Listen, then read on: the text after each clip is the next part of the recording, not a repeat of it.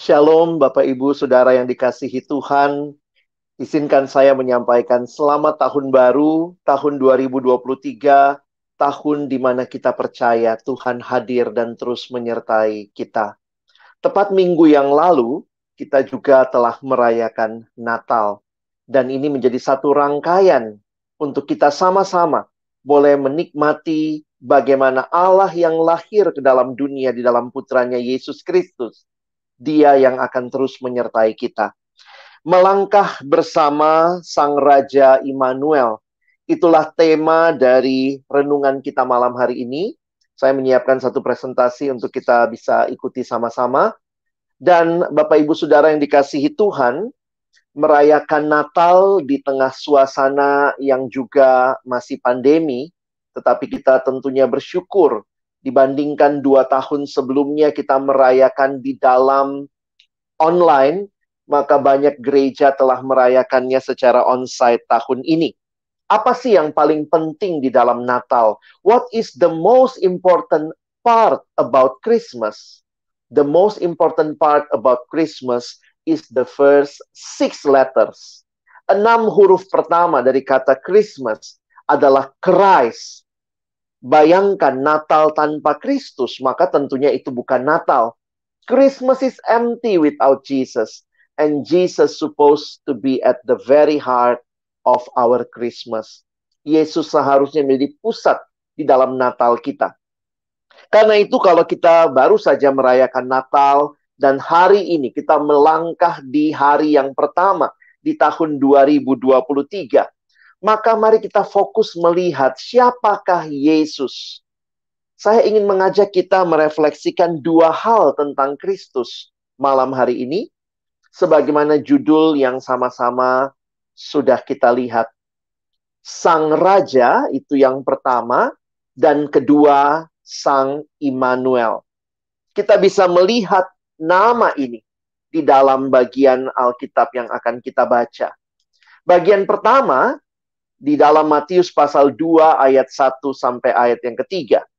Bapak Ibu Saudara, saya akan membacakannya bagi kita. Sesudah Yesus dilahirkan di Bethlehem di tanah Yudea pada zaman Raja Herodes, datanglah orang-orang Majus dari timur ke Yerusalem dan bertanya-tanya, di manakah dia, Raja orang Yahudi yang baru dilahirkan itu? Kami telah melihat bintangnya di timur, dan kami datang untuk menyembah dia. Ketika Raja Herodes mendengar hal itu, terkejutlah ia beserta seluruh Yerusalem. Perjalanan para Majus dari timur ketika mereka datang dan mencari raja yang baru lahir itu. Saya mengajak kita melihat pertanyaan yang ditanyakan oleh orang Majus itu kepada Raja Herodes. Mereka bertanya, di manakah dia raja orang Yahudi yang baru dilahirkan itu? Kami telah melihat bintangnya di timur, dan kami datang untuk menyembah dia. Bapak Ibu Saudara yang dikasihi Tuhan, perhatikan reaksi Herodes. Bagi saya menarik di ayat yang ketiga dikatakan, ketika Raja Herodes mendengar hal itu, terkejutlah ia beserta seluruh Yerusalem. Apa arti kata terkejut? Terkejut dapat berarti gelisah, khawatir, dan terganggu.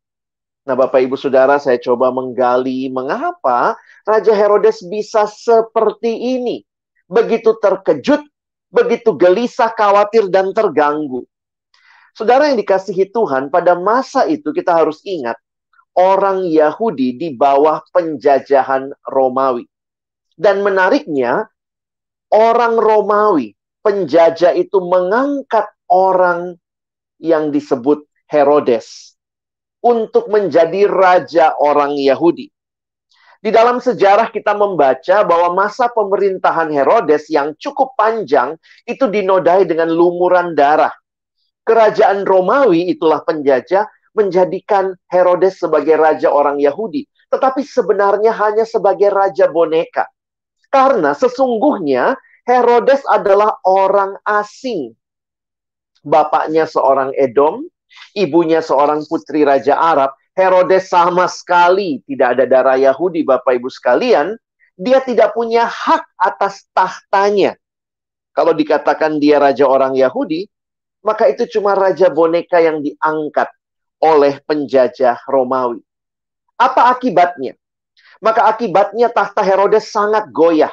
Dia hidup dalam ketakutan terhadap pesaing yang dia anggap akan merebut tahtanya. Dia menderita paranoia berat jika ia melihat orang yang dianggap atau dia curigai sebagai pesaingnya, orang itu segera dihabisinya.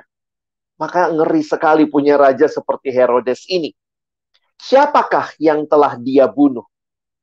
Sejarah mencatat, Bapak Ibu sekalian, dia bahkan membunuh istrinya, Mariana. Dia membunuh ibunya, Alexandra. Dia membunuh ketiga putranya, Aristobulus, Alexander, dan Antipater. Dia membunuh lebih dari setengah anggota Sanhedrin. Itu tua-tua orang Yahudi, dengan jumlah kurang lebih 70-an orang. Dia membunuh banyak pamannya, dia membunuh saudara sepupunya, dan kerabat lainnya.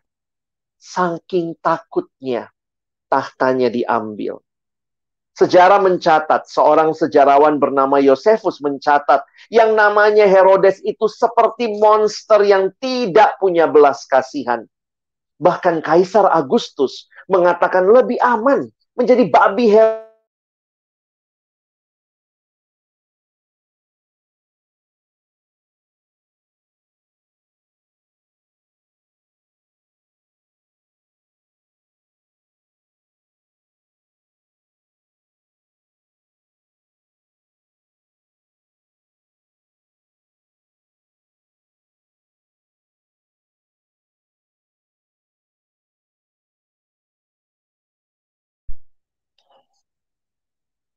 Oke, saya lanjutkan, Bapak Ibu sekalian. Jadi bayangkan, di dalam sejarah pun Herodes tercatat sebagai raja yang luar biasa mengerikan. Mungkin kita bertanya, mengapa harus bereaksi sampai seperti itu? Tetapi saya mencoba merefleksikan Bapak Ibu Saudara sekalian.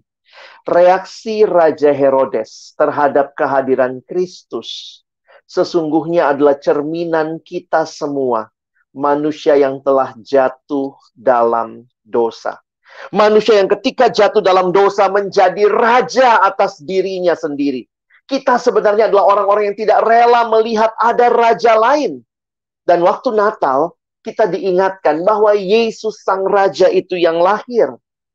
Bapak, Ibu, Saudara, kalau sungguh Yesus Raja dalam hidup kita, maka saudara dan saya harus turun tahta. Raja itu nggak mungkin berdua di tahta, Bapak Ibu sekalian. Nggak mungkin pangku-pangkuan.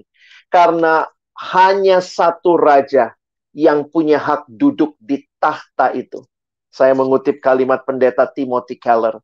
Only one person can sit on the absolute throne. Dan siapakah itu? Hanya sang raja, the true king, raja yang sejati. Banyak lagu Natal yang kita nyanyikan, bilangnya, hai dunia gembiralah dan sambut rajamu. Gita sorga bergema, lahir raja mulia.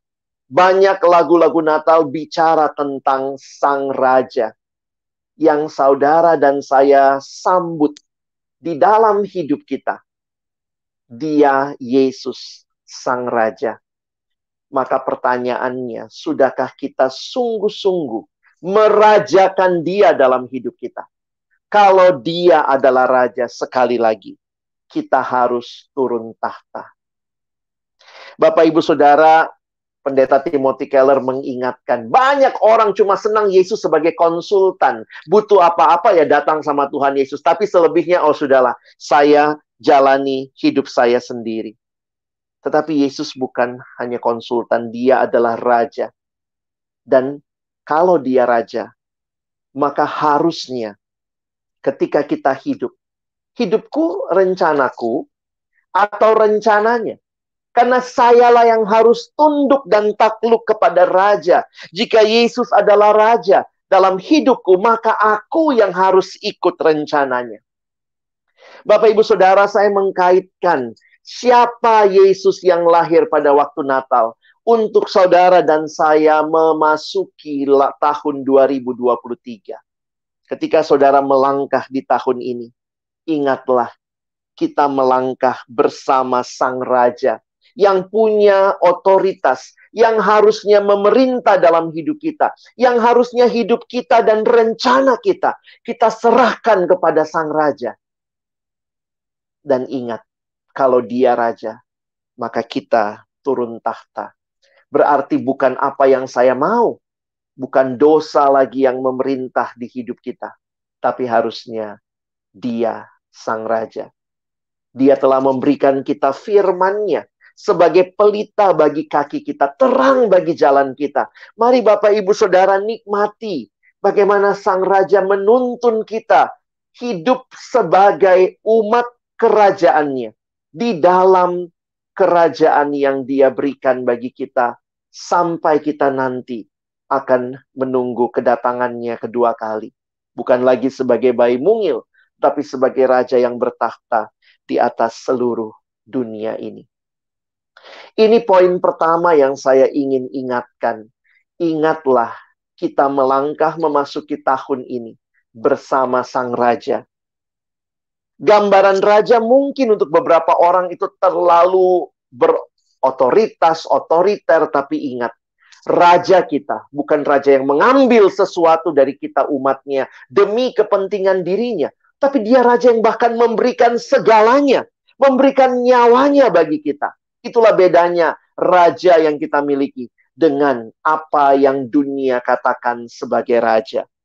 Dan lebih lagi, Matius pasal yang pertama ayat yang ke-23 menuliskan kalimat malaikat, sesungguhnya anak darah itu akan mengandung dan melahirkan seorang anak laki-laki, dan mereka akan menamakan Dia Immanuel, yang berarti Allah menyertai kita. Immanuel, Allah menyertai kita. Mari kita gabungkan kedua nama ini. Yesus adalah Raja. Tapi Dia bukan hanya Raja yang duduk diam di singgasana di atas sana dan tidak peduli dengan pergumulan kita. Tetapi Dia Raja yang mengendalikan semuanya dan Dia hadir menyertai kita, umatnya. Dialah Sang Raja, Immanuel. Yesus sudah naik kembali ke surga, tetapi kehadiran melalui Roh-Nya yang kudus. Melalui Roh-Nya, Yesus masih terus menyertai kita kemanapun kita pergi saat ini. Kita percaya Allah akan menyertai kita.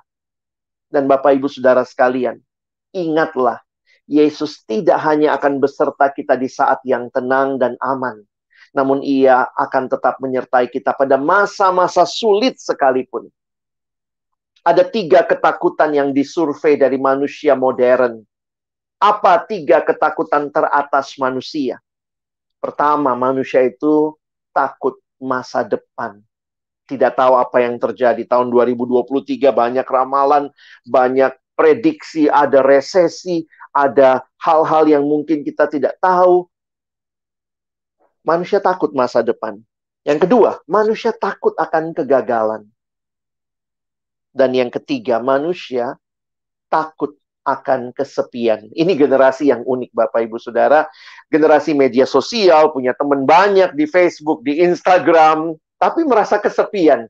Inilah realita yang terjadi di dalam dunia saat ini. Tapi hari ini, dari semangat Natal yang kita sama-sama renungkan, yang lahir itu Sang Raja Immanuel, dan saya rindu kita memasuki tahun ini, menapaki, melangkah di dalam tahun 2023, percaya bahwa Sang Raja Immanuel itu yang sedang menuntun hidup kita. Memang Tuhan tidak pernah janji hidup tanpa masalah. Tuhan tidak pernah janji hidup tanpa pergumulan. Bapak Ibu silakan cek di Alkitab bolak-balik, nggak ada tuh ya. Kalau kamu mengikut aku tidak ada masalah, tidak ada pergumulan. Bukan itu janji Tuhan. Lalu pertanyaannya, apa yang Tuhan janjikan? Ternyata yang Tuhan janjikan adalah di dalam pergumulan yang kamu alami, di dalam situasi sulit yang kamu alami dan hadapi, aku berjalan bersamamu, aku hadir bersamamu. Itu yang Tuhan janjikan bagi kita. Hidup itu indah bukan karena nggak ada masalah, Bapak Ibu Saudara. Karena memang dalam hidup pasti akan selalu ada kemungkinan kita punya masalah. Hidup itu indah kalau begitu bukan karena nggak ada masalah. Tetapi karena di dalam masalah ada Tuhan yang berjalan bersama kita. Life is a journey. And it's a journey with Jesus. Mari masuki tahun 2023 berjalan bersama Tuhan. Sang Raja, Sang Immanuel, menghadapi rintangan dan tantangan. Saya rindu tahun ini kita boleh hidup berbeda. Tantangannya mungkin sama. Orang lain menghadapi tantangan, kita juga menghadapi tantangan. Tetapi perbedaannya apa? Karena kita punya Allah yang beserta dengan kita. Kita punya Allah yang mengatur kehidupan kita. Kalau engkau adalah seorang pelajar, kiranya engkau akan berbeda di dalam cara belajarmu. Caramu melakukan studimu berbeda. Kalau Bapak Ibu sudah bekerja, maka cara bekerja Bapak Ibu akan berbeda. Dalam pergaulan, kita pun bergaul dengan berbeda, menyatakan kita adalah anak-anak Tuhan.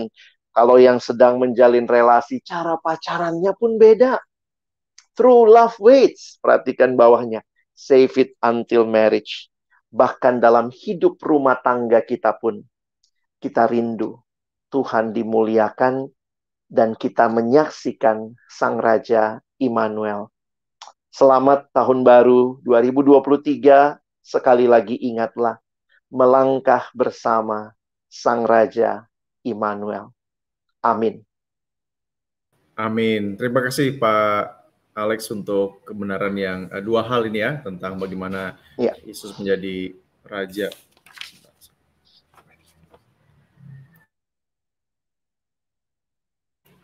Iya, baik. Nah, ini ada beberapa pertanyaan Pak untuk malam hari ini. Pak, kan kalau ini agak susah ini kalau kita melihat bagaimana di hati kita nih. Kadang-kadang kita juga bingung atas hati kita sendiri gitu. Kita nggak bisa memastikan bahwa hati kita tuh menjadikan Kristus adalah Raja. Nah, kalau terselip di hati itu bagaimana Pak? Ada karakteristik atau contoh yang seseorang itu menjadikan dirinya sebagai raja atau bukan Yesus, Pak? Untuk kita bisa ngerti gitu, oh saya ternyata begini. Nah, itu memang menarik ya Pak, kalau kita bicara hati. Karena sebenarnya kalau kita mau masuk lebih dalam, buat orang Yahudi, hati itu pusat kehidupan. Karena itu di dalam kitab Amsal misalnya, Amsal 4 ayat 23 dikatakan, jagalah hatimu dengan segala kewaspadaan. Karena dari situlah terpancar kehidupan. Jadi memang hati ini betapa penting untuk kita jaga. Nah, tapi jangan lupa, hati juga sudah tercemar oleh dosa. Karena itu, di dalam pergumulan hidup, hati yang sudah dicemari dosa, sementara dari situlah kehidupan, maka kita harus ingat, mungkin prinsip saya begini Pak, hati itu bukan kompas kehidupan. Jadikan firman Tuhan kompas dalam hidup kita. Jadi kalau misalnya hati kita tuh pengen banget, tapi ternyata nggak sesuai dengan kebenaran firman, jangan ikutin hatinya. Ikutin firman Tuhan. Jadi kalau Pak Feby tanya, lalu bedainnya bagaimana ini Pak ya, hati kita dengan kita ini sudahkah Yesus jadi Raja? Maka mari kita cek lagi.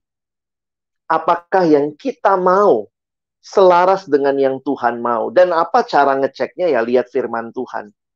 Kalau mungkin tahun ini kita mau maju, tapi kemudian kita yang siswa jadi dia nyontek atau jutek, maju dengan nyontek, dia pikir pokoknya maju. Tapi nggak sesuai caranya Tuhan, wah jangan. Ada yang kerja, wah saya tahun ini mau maju, tapi juplop Pak, ya maju dengan amplop, wah tapi itu bukan caranya Tuhan. Jadi hati sudah jatuh dalam dosa. Karena itu hati harus dipimpin oleh firman Tuhan. Jangan jadikan hati yang sudah tercemar ini sebagai kompas. Jadikan firman Tuhan sebagai kompas. Karena itu mari kita ya setiap hari rindu ya membaca, merenungkan firman. Itu kekuatan kita orang percaya.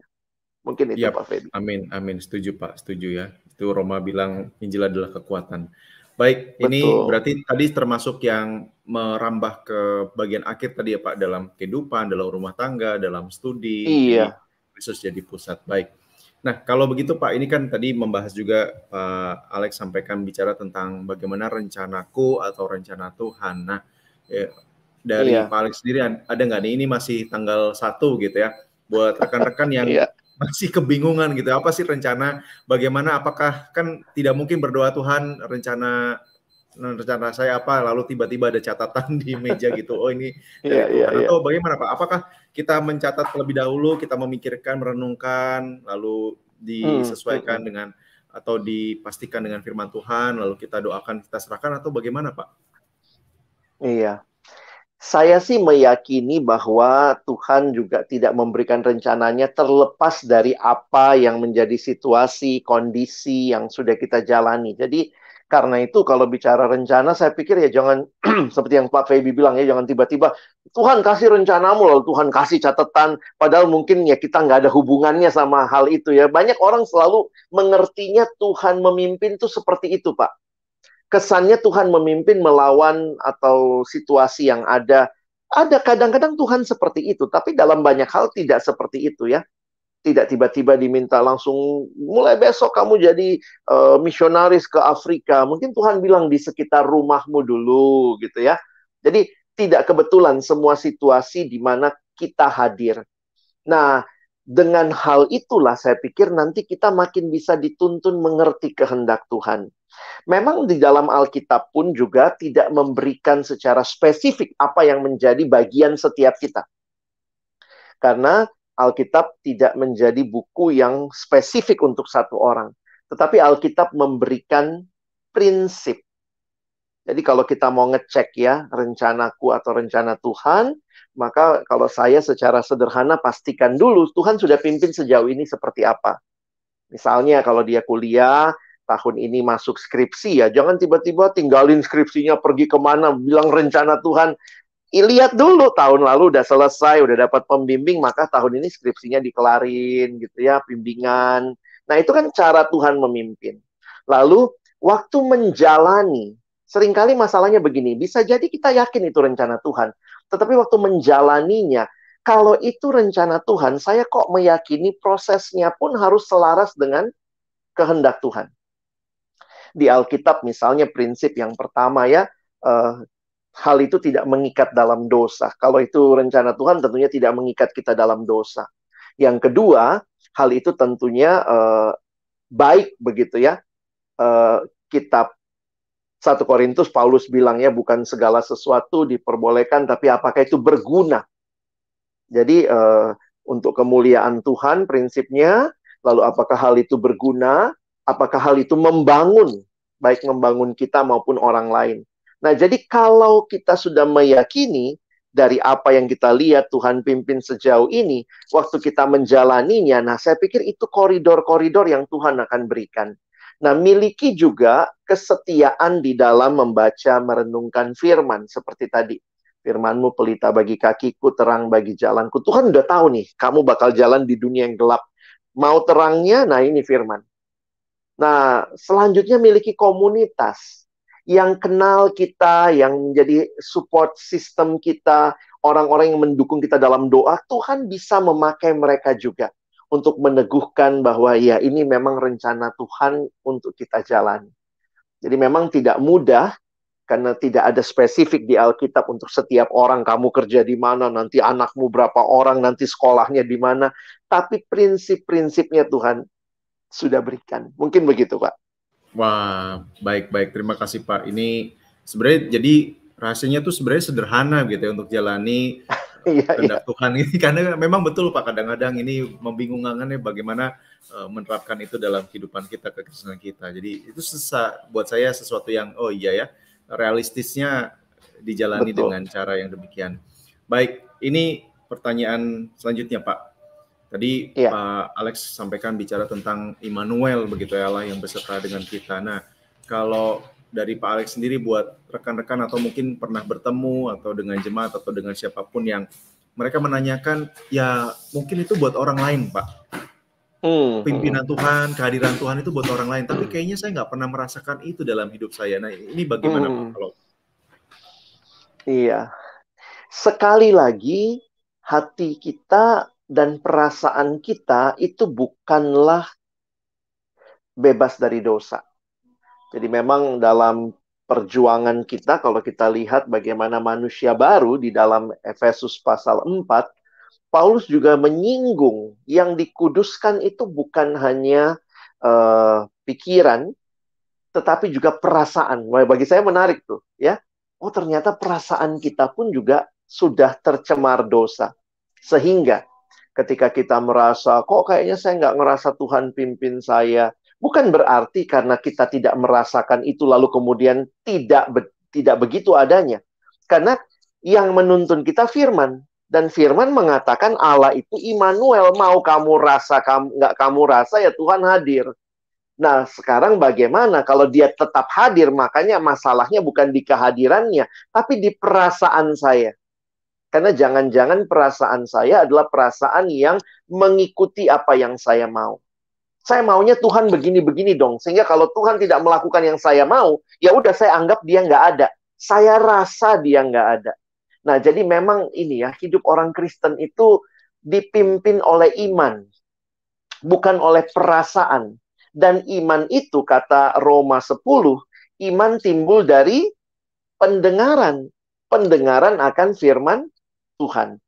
Jadi saya pikir bukan apa ya, kalau anak sekarang bilang ya bukan kaleng-kaleng lah, selalu ada apa-apa nih kalau pendeta pasti ngomongnya baca Alkitab, masuki tahun baru baca Alkitab, rasanya kok itu lagi Pak, nggak ada bahan khotbah lain. Tapi memang itulah kekuatan kita, ya. Ketika kita mau berjalan di dalam dunia yang penuh dengan segala tantangan, maka iman kita harus dibangun. Supaya iman kita memimpin perasaan kita. Jangan dibalik. Seolah-olah perasaan kita yang memimpin iman kita. Nanti kalau hari ini kita rasa Tuhan nggak ada, ya sudah. Berarti saya nggak usah beriman, karena dia nggak ada. Tapi orang yang beriman, saya yakin Tuhan ada, meskipun saya harus jujur, saya sedang sulit merasakan kehadirannya. Nah, itu berbeda cara pikirnya.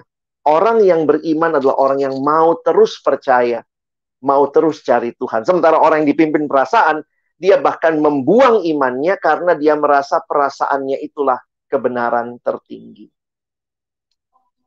Wow. Terima kasih sekali lagi Pak Alex untuk apa yang disampaikan ini.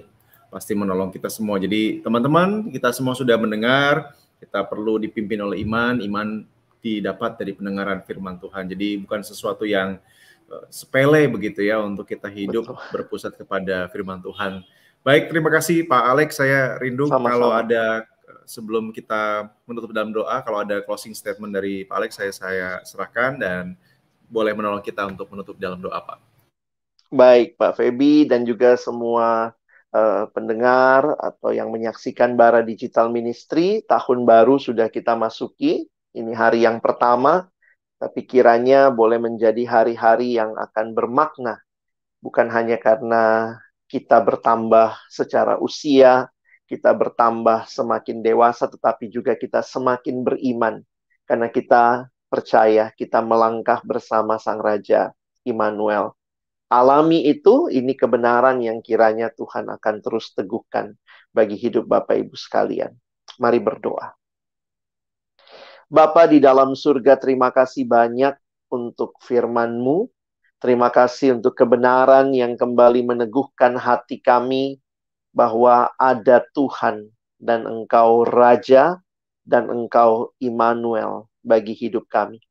Hamba menyerahkan Bapak Ibu Saudara sekalian di tahun yang baru ini, mungkin begitu banyak rencana-rencana yang sudah kami pikirkan, yang akan kami lakukan, tapi lebih dari itu, kiranya kami menyadari siapa yang sedang menuntun hidup kami. Dan karena kami tahu Engkau Raja, kami berserah untuk dipimpin oleh-Mu, bukan oleh diri kami, bukan oleh hati dan perasaan kami yang juga sudah jatuh dalam dosa, tapi terus dikuduskan dalam kebenaran. Dan kiranya kami pun boleh menikmati kehadiran-Mu yang sungguh nyata.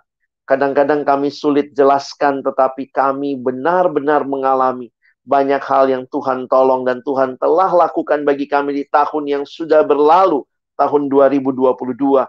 Dan kami percaya Sang Raja Immanuel terus menyertai dan memimpin kami memasuki tahun ini dengan begitu banyak hal yang akan Tuhan berikan bagi kami. Bahkan mungkin mujizat-mujizat yang kami belum pernah pikirkan dan bayangkan. Tapi Kau sediakan bagi kami yang mengasihi-Mu. Terima kasih Tuhan, kami tidak tahu apa yang ada di depan sana di tahun ini. Di dalam studi, di dalam pekerjaan, dalam hidup rumah tangga kami. Tapi satu hal yang kami tahu, Engkau hadir dan tidak meninggalkan kami. Terima kasih. Berkati terus pelayanan Bara di Digital Ministry boleh menjadi berkat bagi banyak orang dan bagi kami semua. Mereka yang bekerja di belakang layar, orang-orang yang sudah Tuhan pakai, terus Tuhan topang. Di tahun yang baru ini juga kami semakin semangat membagikan kebenaran firman-Mu. Kami menutup siaran malam hari ini. Di dalam nama Tuhan Yesus kami sudah berdoa, bersyukur. Amin. Amin. Sekali lagi terima kasih Pak Alex. Terima kasih buat rekan-rekan sepanjang tahun 2022 kemarin. Ini ada ucapan dari Saudara Jenta, selamat tahun baru, Tuhan berkati kita. Terima kasih pelayanan Bara Digital Ministry yang terus hadir, mengajar, menguatkan, dan menuntun pada kebenaran firman Tuhan. Terima kasih buat semua pembicara sepanjang tahun lalu, dan kita juga akan bersama-sama terus hadir sepanjang tahun 2023. Terima kasih untuk dukungannya. Terima kasih sekali lagi Pak Alex, saya Feby Timotius, dan juga kerabat yang lain di balik layar. Kami undur diri, Tuhan berkati kita, sampai jumpa besok malam. Amin.